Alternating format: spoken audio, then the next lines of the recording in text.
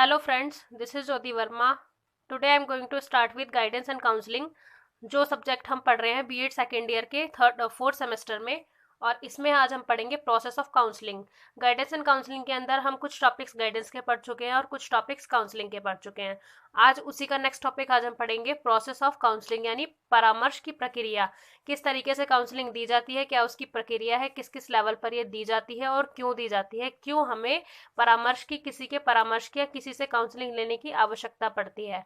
तो last video में मैंने आपको बताया था कि किस तरीके से जो हमारी काउंसलिंग की लास्ट वीडियो थी उसके अंदर मैंने काउंसलिंग सर्विस के बारे में बताया था कि काउंसलिंग सर्विस क्यों दी जाती है, काउंसलिंग सर्विस का क्या मतलब है, और एक विद्यार्थी के लिए क्या मतलब है काउंसलिंग सर्विस का, किस किस टाइप की उसको जो उसकी समस्याएं होती हैं वो किस किस टाइप से, किस किस तरह से एक काउंसलर सॉल्व करता है, और क्यों जरूरत पड़ती है एक काउंसलर की विद्यालय में या फिर किसी भी विद्यार्थी को।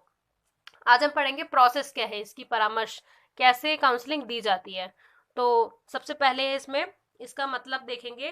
निर्देशन कार्यक्रमों में जो निर्देशन होता है उसके कार्यक्रमों में विभिन्न सूचनाएं आत्म अनुसूची एवं मनोवैज्ञानिक पक्षों के संबंध के आधार पर सामग्रियां उपलब्ध हो जाने पर परामर्श की आवश्यकता होती है। यानी जो निर्देशन कार्यक्रम होते हैं, गाइडेंस के जो प्रोग्राम्स होते हैं, उसमें क्या होता है, विभिन्न सूचनाएं आत्म अनुसूची एवं मनोवैज्ञानिक पक्षों यानी साइकोलॉजिकल जो पक्ष होते हैं उनके संबंध के आधार पर सामग्रियां उपलब्ध हो जाने पर परामर्श की आवश्यकता पड़ती है, मतलब हमें काउंसलिंग की आवश्यकता पड़ती है। नेक्स्ट है, परामर्श के अंतर्गत व्यक्ति को स्वयं के मतलब खुद के और स्वयं के परिवेश, अपने परिवेश के मतलब जिस जगह वो रहता है उसके परिवेश से संबंधित विभिन्न सूचनाएं, व्यक्तिक आधार, सामग्री तथा आत्म अनुसूची पर विचार विमर्श करने हेतु अवसर प्रदान किया जाता है।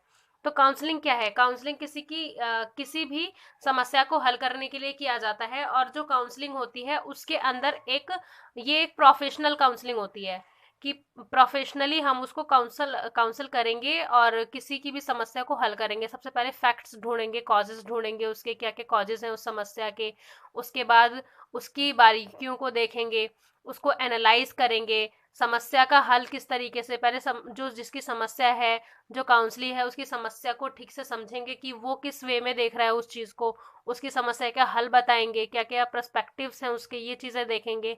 तो ये चीज होती है कि मतलब जो परामर्श है उसकी जो प्रोसेस होती है वो इसी तरीके से होती है।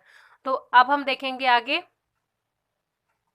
प्रोसेस नंबर 1 क्या है। सबसे पहले क्या है, परामर्श से पूर्व यानी बिफोर काउंसलिंग, परामर्श से पहले क्या होता है। सेकंड हम देखेंगे परामर्श के समय क्या होता है, यानी ड्यूरिंग काउंसलिंग, जब हम काउंसलिंग दे रहे होते हैं किसी को तो उस समय क्या होता है। थर्ड है परामर्श के बाद यानी आफ्टर काउंसलिंग। सबसे पहले हम देखेंगे इसके अंदर बिफोर काउंसलिंग क्या है। तो इसमें मेरे 2 पॉइंट्स हैं। तो फर्स्ट है इसमें परामर्श से पूर्व यानी बिफोर काउंसलिंग, परामर्श से पूर्व छात्र के संबंध में सभी महत्वपूर्ण एवं आवश्यक सूचनाएं तथा तथ्यों को एक स्थान पर प्राप्त कराने की दृष्टि से एक फाइल का निर्माण किया जाता है। तो परामर्श से पूर्व क्या सबसे पहले हमें जरूरत पड़ेगी, अगर हमें प्रोफेशनली किसी का केस देखना है। अगर आप देख लीजिए कि जो एक डॉक्टर है वो क्या करता है, सबसे पहले मरीज की जो टोटल इंफॉर्मेशन होती है वो लेता है, उसके जो सारे टेस्ट होते हैं वो करता है, उसके बाद क्या करता है, उसके जो टेस्ट हैं, उसकी जो रोग हैं उसको चेक करेगा, जो डिजीज है उसको चेक करेगा, देन उसको उसका ट्रीटमेंट करेगा, उसकी मेडिसिन देगा, उसका सॉल्यूशन बताएगा हर चीज का। तो यही चीज होती है इसके अंदर कि सबसे पहले आपको उसका बेसिक क्लियर करना पड़ेगा कि क्या है वो, उसकी एक फाइल, जैसे एक डॉक्टर है ना पेशेंट की फाइल रेडी करता है, उसी तरीके से एक काउंसलर अपने काउंसली की फाइल रेडी करता है, अपने क्लाइंट की फाइल रेडी करता है। इसमें क्या है कि वो अपनी फाइल रेडी करेगा, उसको किस स्थान पर मिलना है, कब मिलना है, क्या समय है, क्या क्या उसकी जो परेशानियां हैं वो क्या है, वो सब कुछ उसके अंदर लिखा होता है स्टेप वाइज हर चीज। तो परामर्श से पूर्व, तो ये हम किसके बेसिस पे बात कर रहे हैं, एक छात्र के बेसिस पे, एक स्टूडेंट के बेसिस पे बात कर रहे हैं। परामर्श से पूर्व छात्र के संबंध में सभी महत्वपूर्ण जो इम्पोर्टेंट फैक्ट्स होते हैं उसके सभी महत्वपूर्ण एवं आवश्यक जिसकी नीड है सूचनाएं, उसकी सारी तरीके की सूचनाएं तथा तथ्यों को, हर तरीके के तथ्यों को रेडी करके रखना एक स्थान पर प्राप्त कराने की दृष्टि, मतलब कि एक अगर कोई फाइल मांग रहा है, जो काउंसलर है वो फाइल मांग रहा है, तो उसको सारा डाटा एक साथ प्रदान करना, एक साथ देना।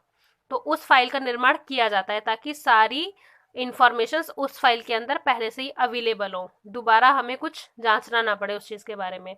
सेकंड है, फाइल में छात्र से मिलने का स्थान व समय भी उल्लेख में लिखा जाता है। मतलब उसका जो छात्र का मिलने का स्थान है, कहाँ उससे काउंसलर मिलेगा, अपने ऑफिस में मिलेगा या ऐसी कोई और जगह है, उसका स्कूल है जहाँ पर काउंसलर है, कौन सा रूम है, क्या टाइमिंग है, ये चीजें उसमें लिखी होती हैं पर्टिकुलर।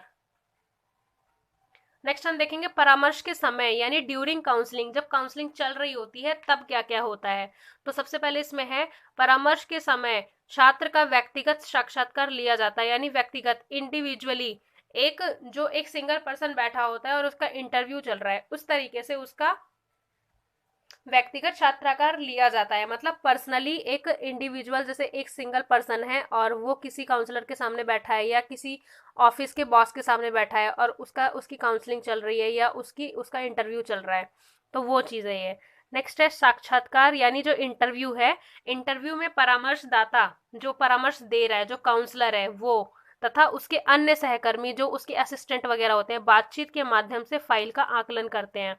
तो उस समय क्या होता है कि जब उसका इंटरव्यू लिया जाता है तो बातचीत के माध्यम से वो क्या करते हैं, अपने सहकर्मी मतलब अपने असिस्टेंट वगैरह के साथ बैठ के बातचीत करते हैं और उसकी फाइल को एनालाइज करते हैं कि क्या क्या इसमें प्रॉब्लम्स हैं, क्या क्या इसने बताया काउंसलर को, या क्या चीज़ें उसके अंदर इंक्लूडेड है फाइल के अंदर, उसको पूरा एनालाइज करते हैं। थर्ड है, इस समय परामर्शदाता को सारी बारीकियों का ध्यान रखना होता है। मतलब सारी बारीकियों का क्यों ध्यान रखेगा वो, क्योंकि उसको उसकी प्रॉब्लम का एक अच्छा सॉल्यूशन बताना है ताकि उससे वो कंफर्टेबल भी हो और उसकी जो प्रॉब्लम है वो भी सॉल्व हो जाए। फोर्थ है हमारा, समस्याओं एवं परिस्थितियों पर विचार विमर्श करना। मतलब जो परिस्थितियां हैं और जो समस्या है उसकी, उस पर विचार विमर्श करना, मतलब उसके साथ बातचीत, कम्युनिकेट करना, उसकी प्रॉब्लम को वो किस किस एस्पेक्ट में उसको देख रहा है, उस चीज को एक निचोड़ उसका निकालना कि किस तरीके से क्या दिक्कत है, क्यों दिक्कत ये हुई, किस कैसी परिस्थितियां हैं, क्या समस्या है, हर चीज का एक तरीके से विचार विमर्श होता है, यानी कम्युनिकेट करता है वो उस स्टूडेंट से। फिफ्थ है, इसमें इसमें छात्र को ऐसा सुझाव दें जो परिस्थिति के हिसाब से समस्या का निवारण हो। मतलब उस छात्र को कोई इससे लॉस भी ना हो और वो उस चीज को समझ भी जाए कि इसका यही एक सॉल्यूशन है और वो उस चीज के साथ कंफर्टेबल भी हो। तो ये इसके अंदर क्या है कि परामर्श देते वक्त यानी परामर्श के समय, ड्यूरिंग काउंसलिंग, ये चीजें परामर्शदाता को यानी काउंसलर को ध्यान रखनी चाहिए। नेक्स्ट हम देखेंगे थर्ड, यानी साक्षात्कार के उपरांत, यानी जो काउंसलिंग है, जो हमारा एक परामर्श चल रहा है, परामर्श के उपरांत क्या होता है, आफ्टर काउंसलिंग, काउंसलिंग के बाद जो हमारा विद्यार्थी है, जो स्टूडेंट है या काउंसलर है, उसकी क्या प्रक्रिया है। फर्स्ट है, सेवार्थी को ये अनुभव होना चाहिए कि उसे स्वयं की समस्याओं एवं योजनाओं से सही मूल्यांकन करने हेतु वांछनीय सहायता प्राप्त हो गई है। जो सेवार्थी है उसको क्या अनुभव होना चाहिए कि उसके स्वयं की समस्या, जो उसकी खुद की समस्या है और उसकी योजनाएं हैं, योजनाओं के सही मूल्यांकन, सही इवेल्युएशन करने हेतु वांछनीय सहायता प्राप्त हो गई है, मतलब उसको हेल्प मिल चुकी है। और सेकंड क्या है, परामर्श को सफल तभी माना जा सकता है जब जो छात्र है, छात्र में आत्म संतोष, मतलब उसको संतोष हो जाए, एक तरीके से उसके अंदर पेशेंस आ जाए उस चीज को लेके, तथा आत्मविश्वास, उसके अंदर सेल्फ कॉन्फिडेंस आ जाए, एक उसकी भावना जब तक नहीं विकसित हो जाती तब तक वो काउंसलिंग एक तरीके से पूरी नहीं मानी जाएगी, सफल नहीं मानी जाएगी, सक्सेस नहीं मानी जाएगी। तो यहाँ हमारा ये टॉपिक खत्म होता है, प्रोसेस ऑफ काउंसलिंग, परामर्श की प्रक्रिया।